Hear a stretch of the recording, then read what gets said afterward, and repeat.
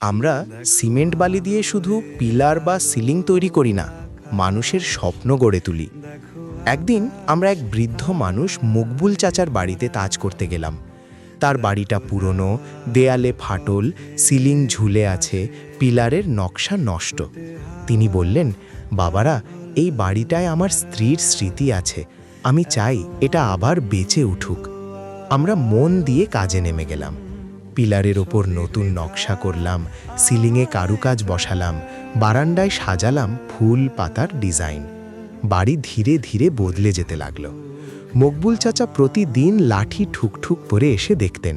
তার চোখে যেন নতুন আলো দেখা যেত। একদিন তিনি অনুরোধ করলেন, বারান্দায় আমার স্ত্রীর নামে ছোট্ট একটা নকশা করলে ভালো হয়। আমরা খুব যত্ন করে মাঝখানে সূর্যের মতো ডিজাইন করলাম, তার চারপাশে নরম লতা পাতা। নিচে লিখলাম মরিয়ম বেগমের স্মৃতি।